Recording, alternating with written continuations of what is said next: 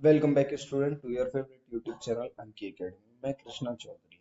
आज हम आपको how to balance chemical equations कह सकते हैं, केमिकल रिएक्शंस कह सकते हैं। दोनों चीजें एक ही हैं।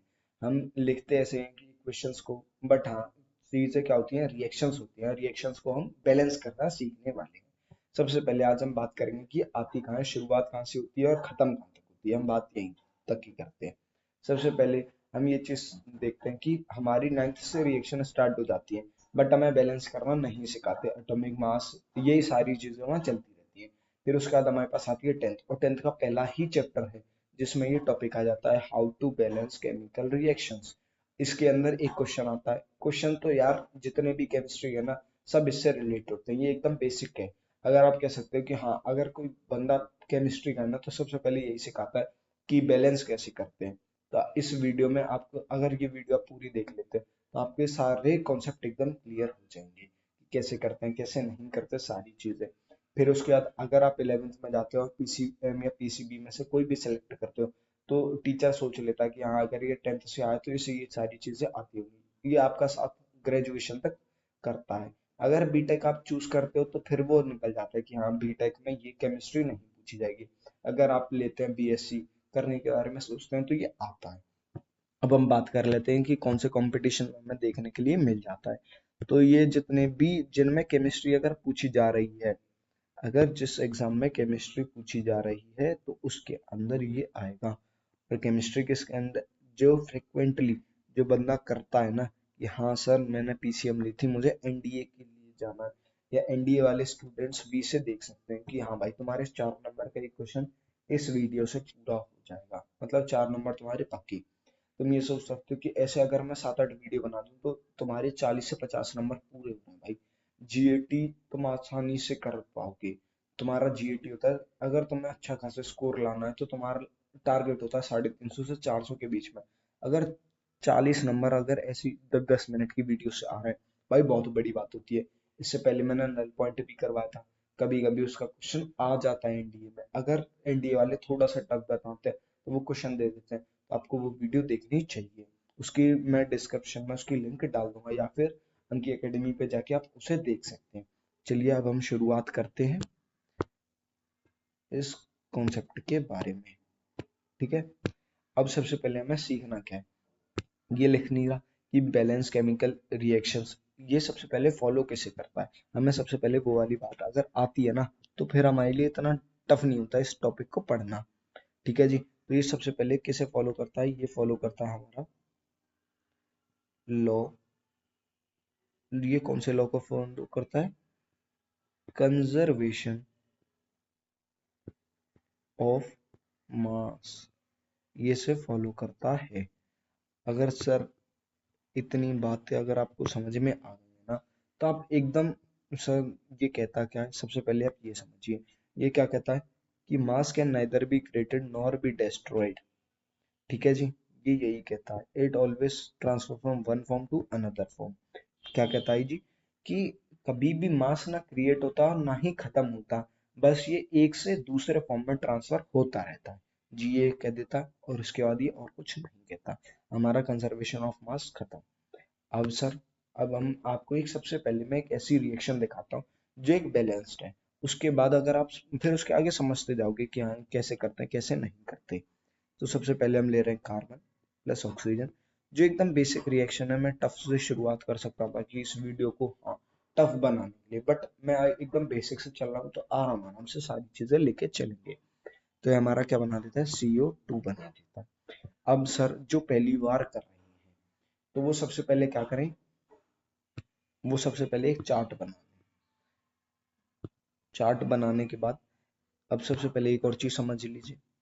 इस बात को मुझे याद आ गई है कि ये वाली जो साइड होती है, जो एरो से लेफ्ट हैंड साइड है, एरो से इस वाली साइड है, तो हम इसे कहते हैं रिएक्टेंट साइड। क्या कहते हैं, रिएक्टेंट साइड।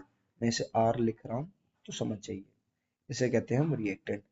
अब जो एरो के राइट हैंड साइड है, ये वाली चीज, इसे हम कहते हैं प्रोडक्ट साइड। अब रिएक्टेंट कौन होता है, जो मिलते हैं, मतलब कि मिलेंगे कुछ भी करेंगे बट एक दूसरे के साथ आते हैं, कंबाइन होते हैं, या फिर किसी को डिस्प्लेस कर रहे हैं, मतलब उन दोनों के बीच में रिएक्शन होती है, प्रोडक्ट क्या होती है, उन दोनों के रिएक्शन से होने वाली चीज। अब जैसे कि आप मान लीजिए आपके और आपके भाई में लड़ाई हुई, ठीक है जी। आपके भाई जो आपसे बड़ा है उसने आपको अच्छा खासा पीटा, मतलब तुम दोनों में रिएक्शन हुई। उसके बाद जो रिएक्शन मतलब जो प्रोडक्ट बनेगा वो तुम्हारे गाल पे दिखाई देगा, तुम्हारे शरीर पे दिखाई देगा, जो उसके मारने का निशान होगा। तो यहाँ से ये वाली चीज समझ में आती है कि रिएक्टेंट क्या है, जो तुम दोनों की लड़ाई हुई। प्रोडक्ट क्या है, जो तुम्हारे शरीर के ऊपर निशान है उस रिएक्शन के बाद। ठीक है जी। अब करते कैसे हैं? सबसे पहले आपको एक साइड में लिखना है रिएक्टेंट। अगर बोर्ड में आता है तो ऐसे कीजिएगा, वरना अगर नॉर्मल भी तो आप इसे बस सीखने के लिए रखिए कि हाँ इसे करते कैसे। सबसे पहले ऐसे, फिर उसके बाद आपको सबसे पहले रिएक्टेंट साइड में कौन कौन से एलिमेंट हैं वो लिखने हैं। तो हमारे पास रिएक्टेंट साइड में कार्बन है, ऑक्सीजन है। प्रोडक्ट साइड में क्या है, यही दोनों हमारे पास एलिमेंट हैं। ठीक है जी। फिर उसके बाद क्या लिखना है, नंबर ऑफ एलिमेंट्स। क्या लिखना है जी, नंबर ऑफ एलिमेंट्स लिखने हैं कि इसमें कितने एलिमेंट्स हैं, रिएक्शन में कितने एलिमेंट्स। सबसे पहले हम रिएक्टेंट साइड की बात करेंगे और किसी की बात नहीं करेंगे। अगर देखो, मान लीजिए, समझिएगा, अगर मैं यहाँ एक लिख रहा हूँ तो हमारे पास एक ही है अभी, तो हमारे पास कार्बन कितने हैं, एक है।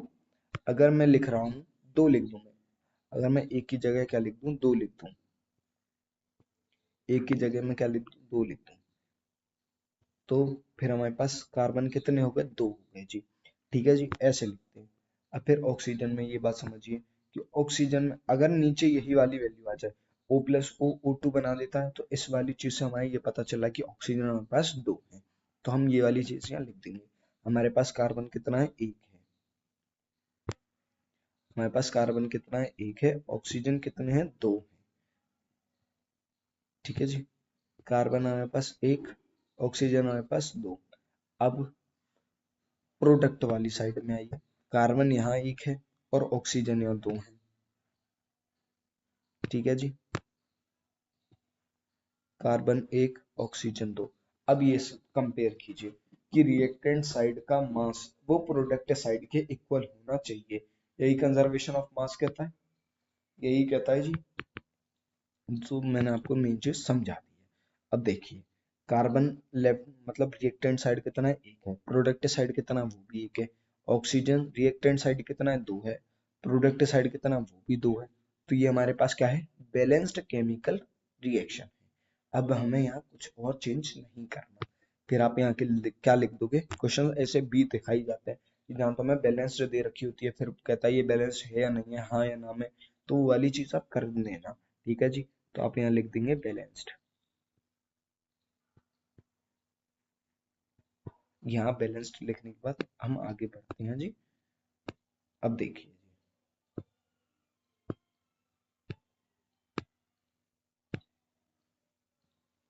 अब क्या करना है जी, हमें हमें आपको अनबैलेंस्ड रिएक्शन को सॉल्व करना सिखाऊंगा। मतलब अगर आप ऐसे भी समझ गए हो ना कि हाँ ये वाला मेथड कैसे करता है, तो आपके लिए कोई हार्ड नहीं है। आप आगे की चीजें समझते जाएंगे। ठीक है जी। अब शुरुआत करते हैं। अब मैं सबसे पहले एकदम बेसिक से शुरुआत करूंगा, जो हमने एकदम बेसिक रिएक्शन जो हमें सिखाई गई है बचपन से, वो रिएक्शन सही। H2 + O2, ये हमारी क्या देते हैं, H2O। अब मैं सबसे पहले बेसिक बेसिक शुरुआत करता हूँ।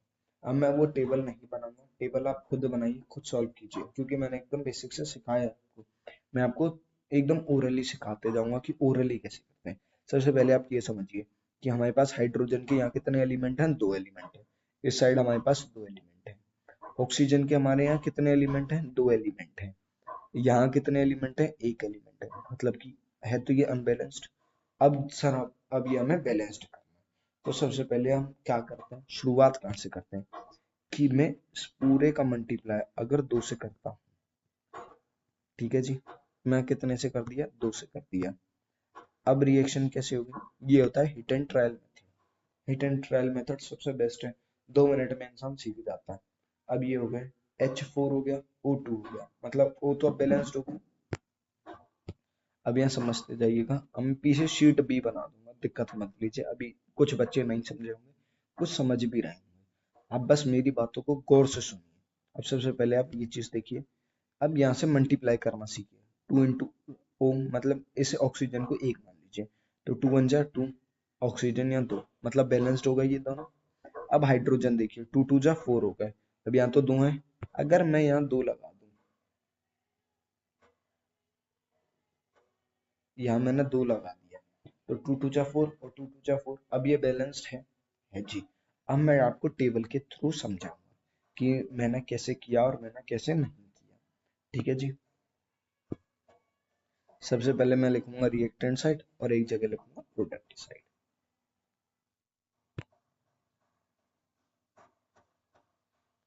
ये मेरी आ गई जी रिएक्टेंट साइड,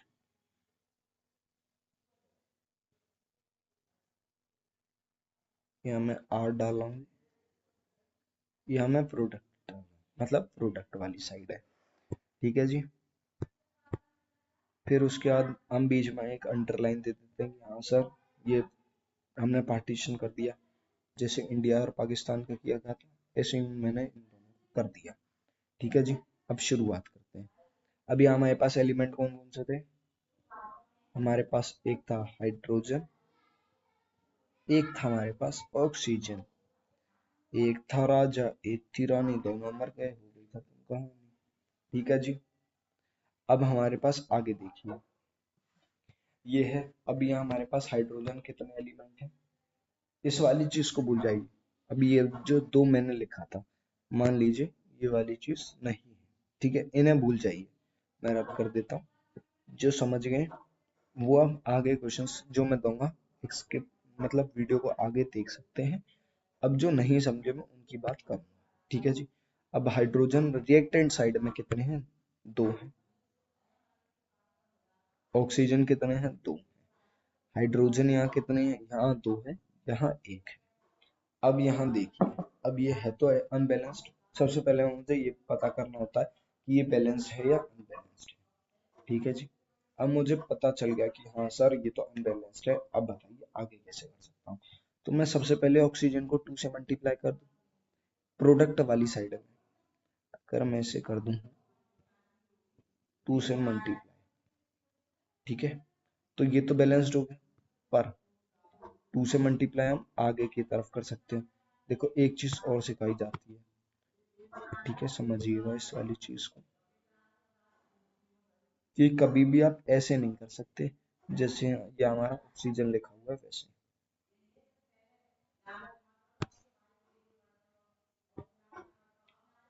देखो जी कैसे, जैसे अभी ये मेरा ऑक्सीजन लिखा हुआ है, आप कहो कि सर मैं 2 से मल्टीप्लाई कर रहा हूँ तो मैं डायरेक्ट नीचे लिख दूंगा, ना जी ना, ऐसा नहीं होता। अगर आप मल्टीप्लाई करोगे तो बाहर की तरफ करोगे।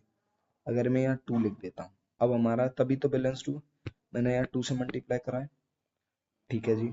तो अगर मैंने यहाँ 2 से मल्टीप्लाई किया तो मल्टीप्लाई बाय 2 यहाँ भी होगा जी, बिल्कुल सही बात है। अगर यहाँ 2 2 जा 4 हो गया, अब यहाँ 2 1 जा 2 हुआ, एक चीज आई। अब ये वाली चीज ये अब कौन सा अनबैलेंस्ड हो गया, ये तो बैलेंस्ड हो गया, अब ये अनबैलेंस्ड हो गया। अगर मैं सीधी सीधी चीज मुझे यहाँ दिख रही है, अगर मैं यहाँ भी मल्टीप्लाई बाय 2 कर दूं तो ये मेरी बैलेंस्ड हो रही है, तो फिर मैं यहाँ किससे मल्टीप्लाई कर रहा हूँ, 2 से कर रहा हूँ, किससे कर रहा हूँ, 2 से कर रहा हूँ।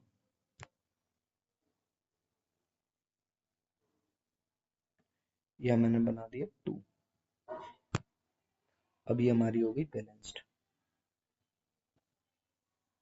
यहाँ मैं 2 लिख दे रहा हूँ भाई, साइड में जगह कम है इस वजह से। अब अगर आपको समझ में आया तो हाँ लिखिए, वरना जी ये तो हो गई एकदम तरीके वाली बात। अब मैं एक और क्वेश्चन करके दिखाता हूँ, मैं आपको एक जगह नहीं छोड़ रहा कि सर आपने एक जगह छोड़ दिया। अब मैं एक और रिएक्शन करके दिखाता हूँ, वो एकदम छोटी सी और बेसिक है। अगर आप ये वाली चीज समझ गए ना, ये वाली चीज जो मैंने पहले करके दिखाई थी, हिट एंड ट्रायल मेथड, कि डायरेक्ट मन ही मन में सॉल्व करना, अगर आप जितने ज्यादा क्वेश्चंस ट्राई करेंगे उतने ज्यादा आपको समझ में आएगा। अब आगे बढ़ते हैं, समझते चलिए। अब देखिए, अब हमारे पास जो आती है ना, वो आती है NaCl2 that will give NaCl, अब बताइए ये बैलेंस्ड है अनबैलेंस्ड है? आप देखते ही कह देंगे सर ये दो है या एक है, अनबैलेंस्ड है। फिर आपका सबसे पहले मेथड क्या होना चाहिए कि सर मैं सबसे पहले बैलेंस करूंगा सीएल को।